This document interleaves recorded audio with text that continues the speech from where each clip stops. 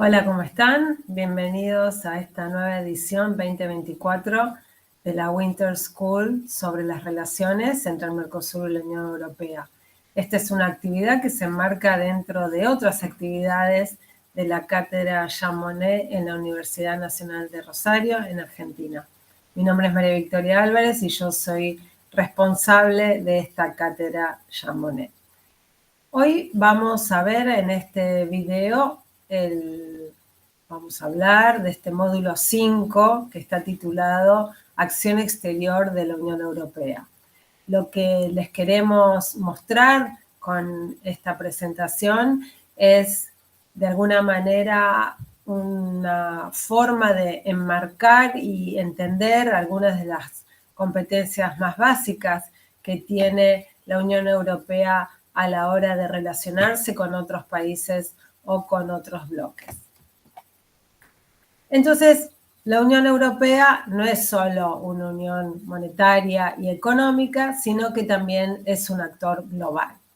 La acción exterior de la Unión Europea, y en esto hay que prestar atención, no hablamos de política exterior porque creemos que la política exterior debe limitarse a ser una política pública de un Estado, ¿verdad? Entonces, cuando hablamos respecto del accionar de la Unión Europea, no hablamos de política exterior en términos estrictos, sino de acción exterior. Como les decía, esta acción exterior se refiere a cómo la Unión Europea interactúa con países fuera de sus fronteras, con bloques fuera de sus fronteras, para promover sus intereses, sus valores en el ámbito internacional. Esto incluye o abarca desde el comercio hasta la cooperación en temas globales como puede ser la lucha contra el cambio climático, la seguridad y la defensa, etc. Si lo vamos a ver desde el punto de vista estrictamente jurídico, hay que tener en cuenta varias cuestiones. La primera es que la Unión Europea posee subjetividad jurídica internacional de tal manera que eso le permite llevar adelante toda una serie de acciones. Fue el Tratado de Lisboa, que entró en vigor el 1 de diciembre del 2009, el que fortaleció la posición de la Unión Europea en el ámbito, en la arena internacional, al otorgarle explícitamente, personalidad jurídica propia. Es decir, la Unión Europea ya existía como figura jurídica desde el Tratado de Maastricht, pero es el Tratado de Lisboa el que le otorga a la Unión Europea esta subjetividad o personalidad jurídica internacional. Hasta ese momento, entonces, no estaba de forma explícita esta personalidad, como les decía, lo que tenía efectos importantes. Al exterior implicaba una representación confusa, cierta falta de coherencia, y al interior también implicaba la debilidad de los actos jurídicos y de los efectos de esos actos jurídicos. ¿Cuáles son los atributos que la Unión Europea posee justamente por tener esta subjetividad jurídica internacional? Bueno, entre otros, implica tener atributos como el poder de conclusión de tratados internacionales, el derecho de delegación pasivo y activo, es decir, recibir en su interior, en su territorio, representantes de terceros estados, en embajadas, por ejemplo, y derecho de delegación pasivo, que tiene que ver con que la Unión Europea tiene más de 100 delegaciones alrededor del mundo. A su vez implica justamente esto, ¿no? Poder relacionarse, poder vincularse con terceros estados, con organizaciones internacionales, con conferencias internacionales, entre otros actores.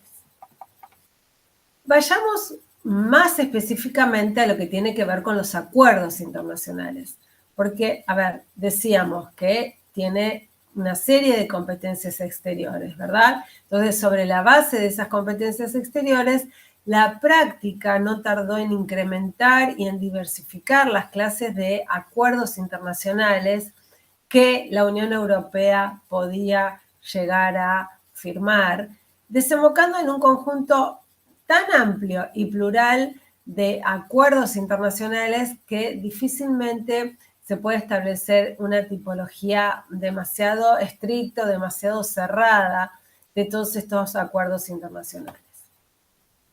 Vamos a ver algunas diferencias entre dos de los acuerdos más comunes dentro de esta gran variedad.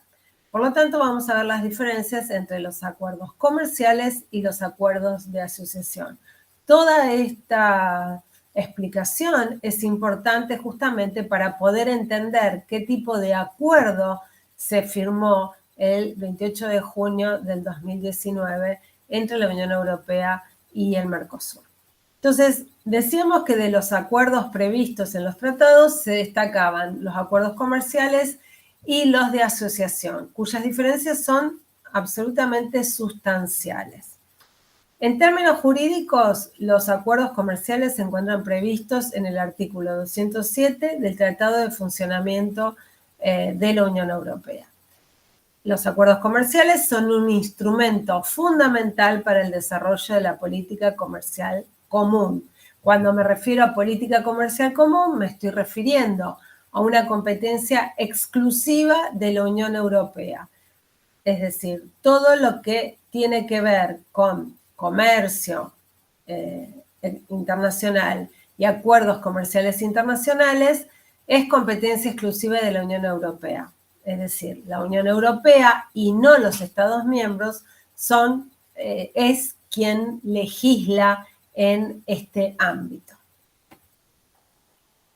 Los acuerdos de asociación, en cambio, son regulados en otro artículo, el artículo 217 del Tratado sobre el Funcionamiento de la Unión Europea, que no termina de darnos una definición precisa de estos acuerdos. Pero por su duración, el grado de institucionalización, el contenido y los objetivos, las relaciones creadas mediante un acuerdo de asociación superan desde un punto de vista cualitativo a las que se establecen mediante otro tipo de acuerdos de la Unión Europea. Es decir, los acuerdos de asociación suelen establecer una modalidad de cooperación especial y privilegiada. Este es un cuadro que está en idioma inglés, pero que rápidamente podemos traducir para que se comprenda. Es un cuadro que intenta resumir sistemáticamente la tipología de los diferentes tipos de acuerdos de asociación.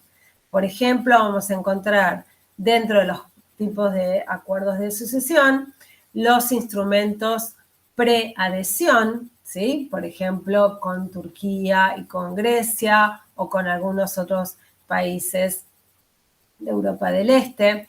Vamos a encontrar también acuerdos que implican alternativas a la membresía plena de la Unión Europea, por ejemplo, los acuerdos bilaterales con Suiza o los acuerdos de asociación con Ucrania, Moldavia y Georgia.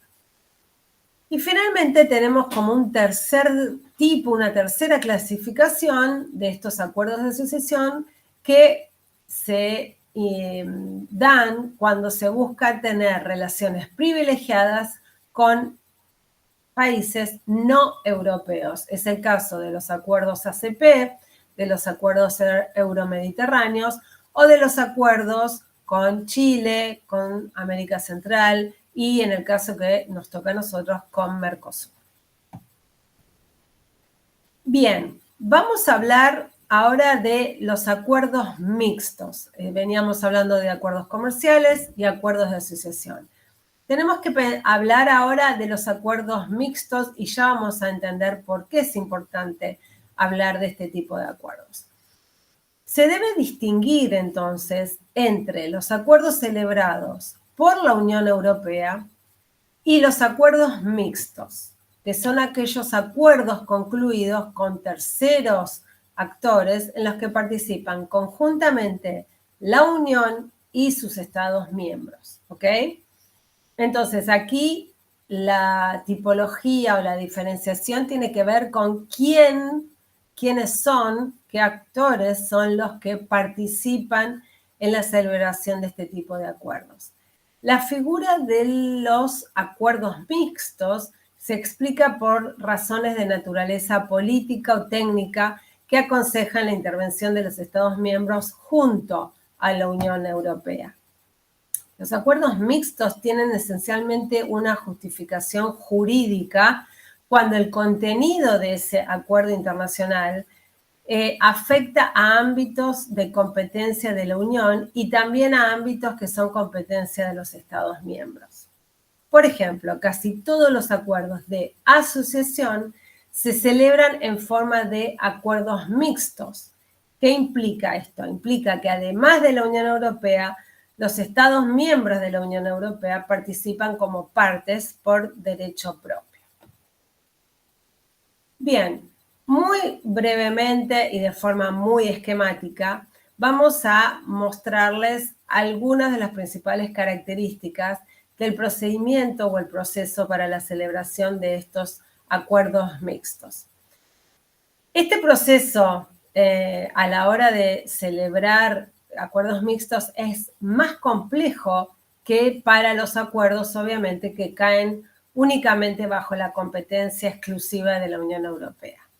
Cuando la Comisión Europea propone una decisión del Consejo para firmar, celebrar o aplicar provisionalmente un tratado, también debe en ese mismo acto proponer cuál es la base jurídica que define la naturaleza del acuerdo. Entonces ahí la Comisión Europea debe definir si es un acuerdo exclusivo de la Unión Europea o es un acuerdo mixto. Si es un acuerdo mixto, los gobiernos de los Estados miembros también tienen que dar su mandato de negociación y deben también aprobar y ratificar el acuerdo justamente, valga la redundancia, de acuerdo o en conformidad con sus propias normativas y procedimientos internos. Vamos a ver entonces un poco más en profundidad estos acuerdos mixtos. En la práctica, para los acuerdos mixtos, la Unión Europea y los Estados miembros firman el tratado simultáneamente.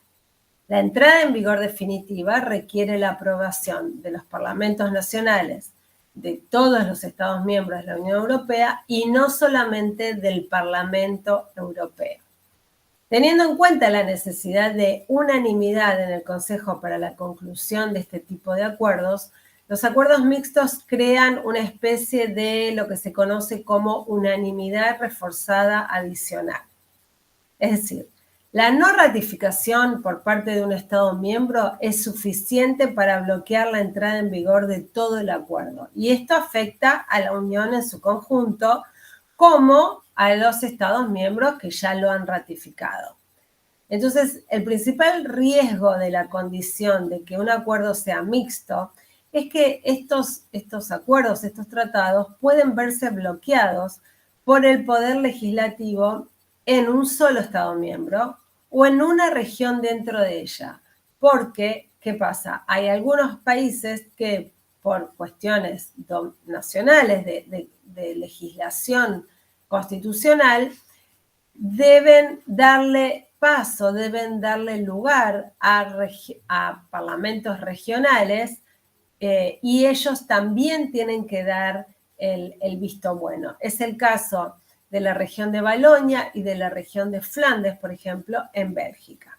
Entonces, este tipo de acuerdos mixtos solo entran en vigor cuando el socio comercial o los socios comerciales no pertenecientes a la Unión Europea, más la Unión Europea, más todos los Estados miembros hayan intercambiado instrumentos de ratificación.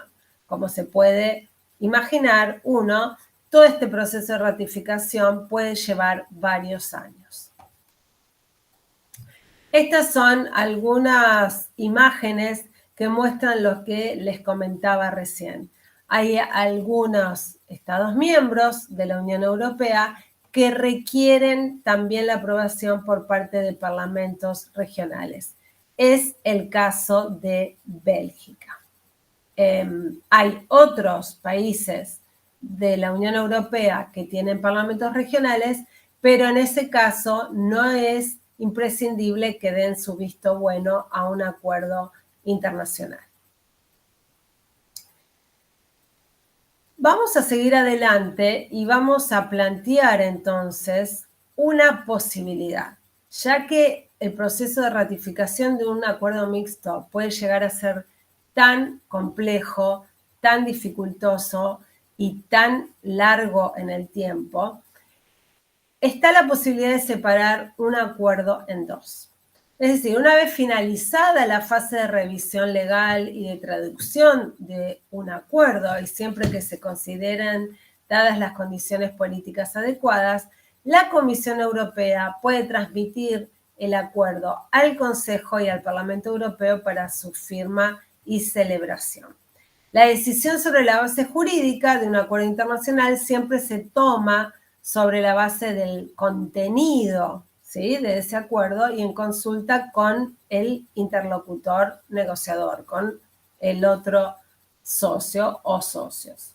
En el caso del acuerdo entre Mercosur y la Unión Europea, se han explorado informalmente, desde hace algunos años ya, varias opciones para avanzar con la firma del acuerdo con el Mercosur. Una es la posible división del acuerdo, lo que afectaría claramente su proceso de ratificación. Esto es lo que vamos a ver dentro de unos momentos, digamos, cuando ustedes pongan en marcha el video siguiente, que es el video 6, donde explicamos todas estas cuestiones. Síganos entonces para poder continuar analizando y entendiendo todo lo que tiene que ver con el acuerdo entre el Mercosur y la Unión Europea. Muchas gracias.